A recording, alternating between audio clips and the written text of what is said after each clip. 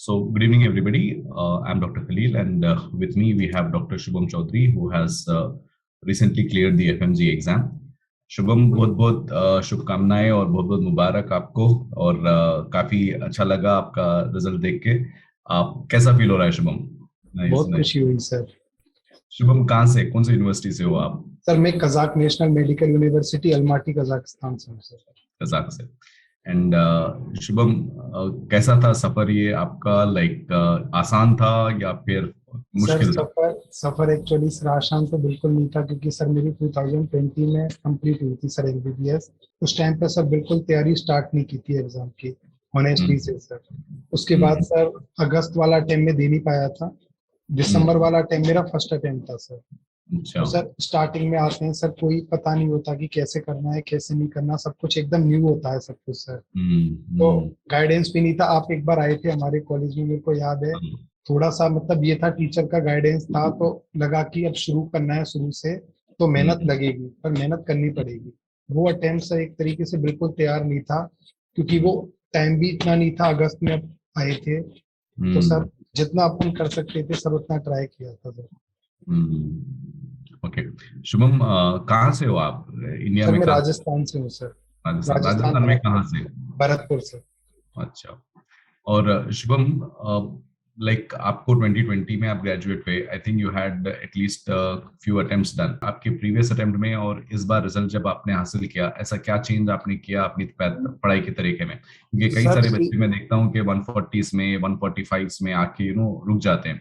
आपका last score कितना था? लास्ट टाइम का स्कोर, लास्ट सर मेरा लास्ट स्कोर था 145 मार्क्स थे सर मेरे। 145 थे। लास्ट उतना करीब आने के बाद जब रुक जाते हैं लोग, काफी मुश्किल होता है कि फिर से वापस, क्योंकि 145 मतलब अच्छा पढ़े हो आप, फिर वापस आपने अपने आप को कैसा शुरुआत से किया, और क्या गलतियां थी जो पहले किए थे और इस बार आपने उसको रेक्टिफाई किया? सर गलती ये थी सर, मैंने एमसीक्यू सॉल्व नहीं किए थे सर। मैं मॉक टेस्ट से डरता था। मेरे को लगता था कि सर मॉक टेस्ट अगर मैं दूंगा तो मेरे मार्क्स कम आएंगे, तो मैं डिमोटिवेट होऊंगा सर। तो सर मैं मॉक टेस्ट देने से डरता था, और मैंने एमसीक्यू प्रैक्टिस इतनी नहीं की थी सर। एग्जाम में मैं होपलेस हुआ, कि लगा कि यार एग्जाम में क्या होगा, मेरे मार्क्स कैसे आएंगे। तो सर उस वजह से मैं कंसंट्रेट नहीं कर पाया अपने एग्जाम पे। इस बार मैंने ज्यादा से ज्यादा एमसीक्यू सॉल्व किए, मॉक टेस्ट दिए सर। जो भी मार्क्स आए खुद को सेटिस्फाई किया कि जो भी है खुद को आगे इम्प्रूव करना है।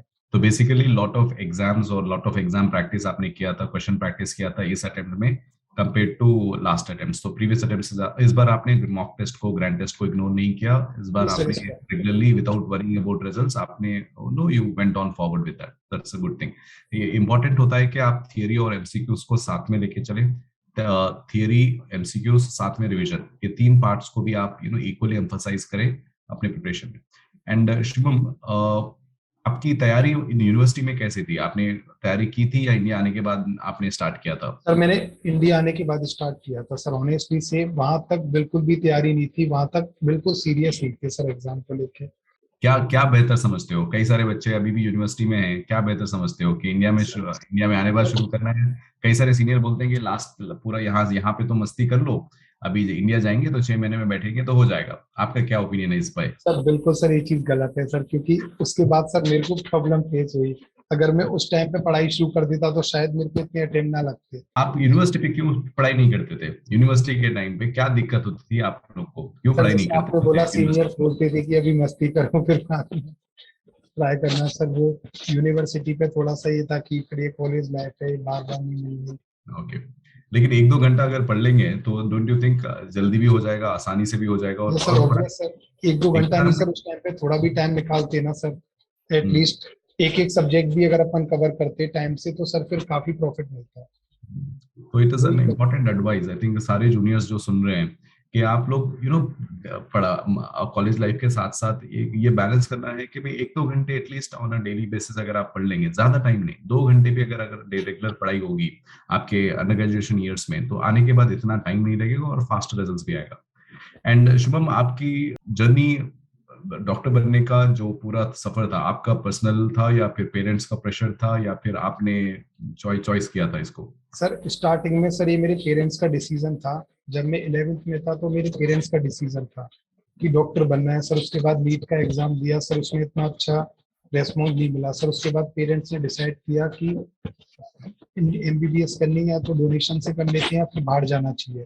तो सर मेरे फ्रेंड्स के साथ में बाहर गया, वहां अच्छा। पे सर अपनी एमबीबीएस की जर्नी शुरू करी सर। उसके बाद सर सेकेंड थर्ड ईयर में मेरे को फील आया कि एक अच्छा प्रोफेशन है और इसमें आगे बढ़ना है।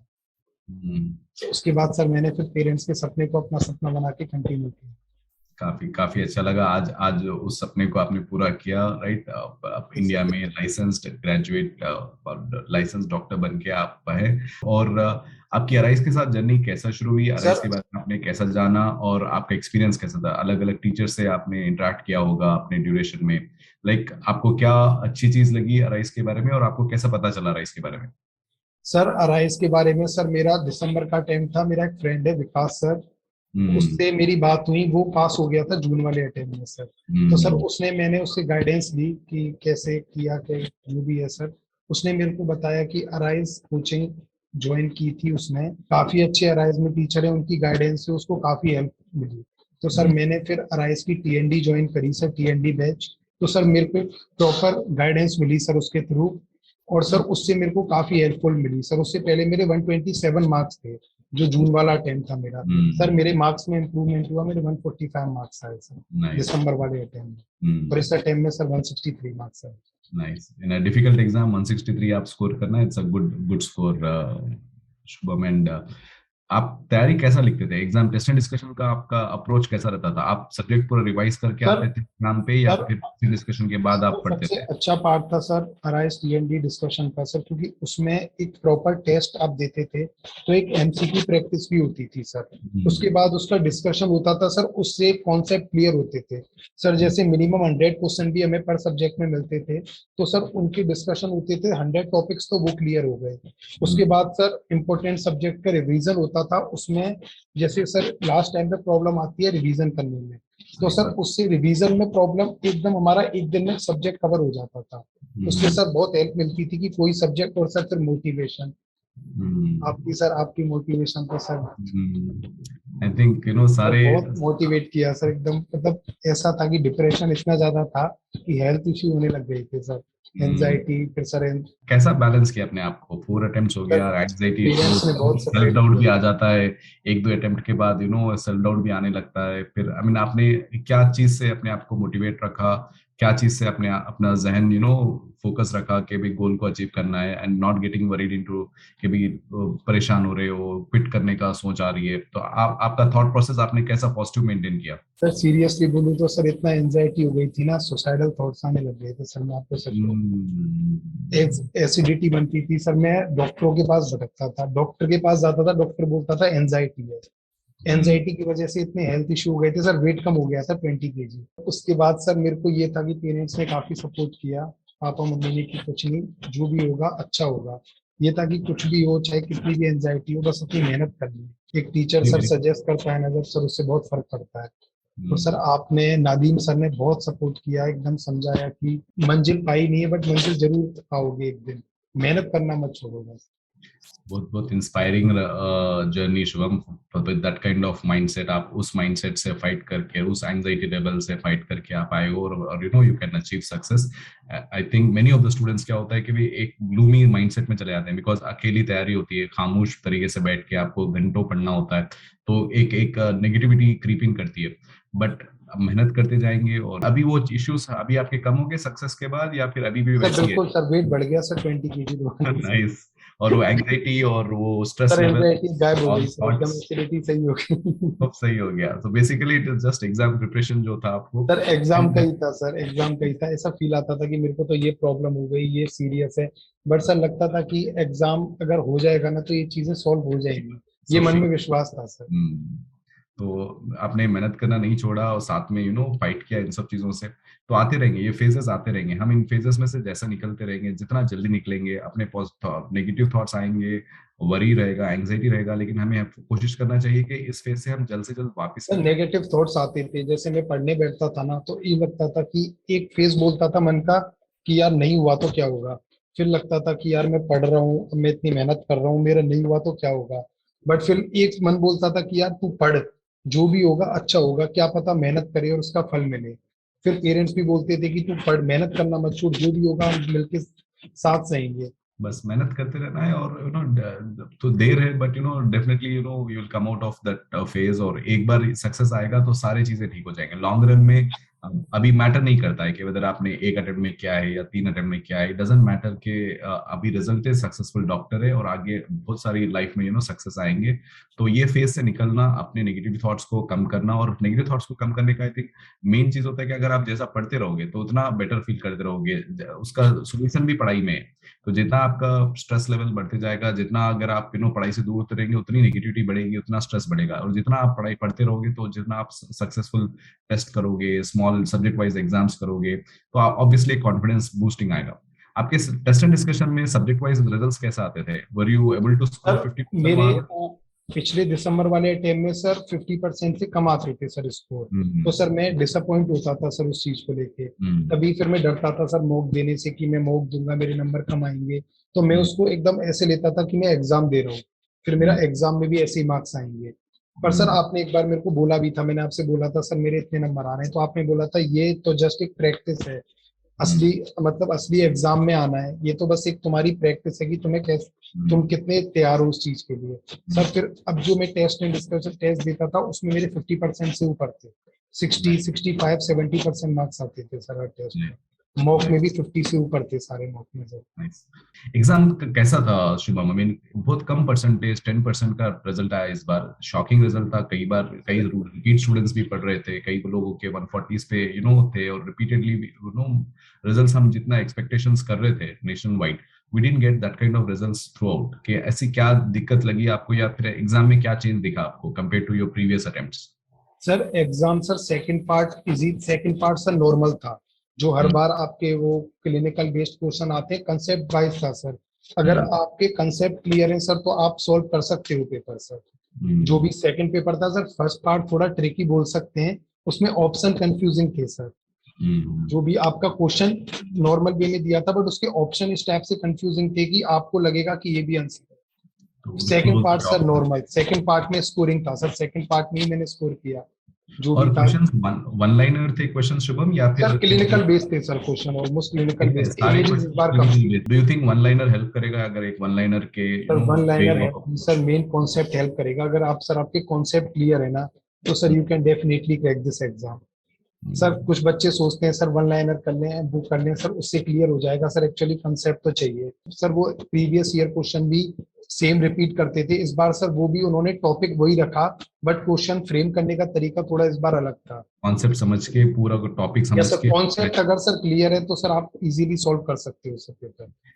क्वेश्चंस काफी डिफिकल्ट थे क्या शुभम? आपने इतने सारे प्रैक्टिस भी क्वेश्चंस किए होंगे, ग्रैंड टेस्ट भी किए, टेस्ट सिमिलर लाइंस पे दिखा, या फिर आपको लगा कि बिल्कुल ही नया क्वेश्चंस है, या काफी डिफिकल्ट क्वेश्चंस, थोड़ा हायर लेवल पे है क्वेश्चंस? एक क्या पैटर्न नया बोल सकते हैं, बट क्वेश्चन नहीं थे सर, टॉपिक सारे वही फ्रेम हुए थे सर। जो प्रीवियस ईयर क्वेश्चन पूछते थे ना सर, टॉपिक ऑलमोस्ट वही थे। बट सर पिछले वो क्या करते थे, सीधा सीधा क्वेश्चन उठा के मतलब वही दे देते थे। इस बार उन्होंने फ्रेम करने का तरीका थोड़ा चेंज कर दिया, तो लगा कि क्वेश्चन नहीं दे दिए। एंड शुभम, एग्जाम से एक दिन पहले का क्या था स्टेटस, स्टेट ऑफ माइंड? आप प्रॉपर एग्जाम से स्लीप कुछ आया? पहले सर तो बहुत बुरी हालत थी सर, सीरियसली ऐसा लग रहा था कि क्या होगा, मतलब नींद भी नहीं आई थी सर पूरी रात। मैंने नदीम सर से बात की थी, उन्होंने बोला था नॉर्मल चिल होके सो, आराम से नींद पूरी करो, अच्छे से ब्रेकफास्ट करके एग्जाम देना। सुबह कब कब निकलना पड़ रहा है? एग्जाम सेंटर कितनी दूर पे था आपका? सर एग्जाम सेंटर मेरा अलीगढ़ में था, यहाँ से 105 किलोमीटर था। तो सर फ्रेश माइंड से एग्जाम दो, रात में नींद पूरी होनी चाहिए, वो सबसे इम्पोर्टेंट है। एंड शुभम, आप दिन में ज्यादा पढ़ते थे, रात में पढ़ते थे? कैसा सर था मैं आपका दिन स्टडी? सर मैं दिन में पढ़ता था सर। दिन में पढ़ते थे? एग्जैक्टली रात में मेरे पे नहीं होती थी पढ़ाई, में सुबह 9-10 बजे पढ़ने बैठ जाता था, और मैं बीच में एक बार ब्रेक लेता था और शाम तक कंटिन्यू करता था। हम्म, और सर फिर और लास्ट एग्जाम टाइम में मैं रात में भी पढ़ने लगा था, जो लास्ट का 1 महीना था ना, तो सर मैं रात में भी पढ़ा हूँ।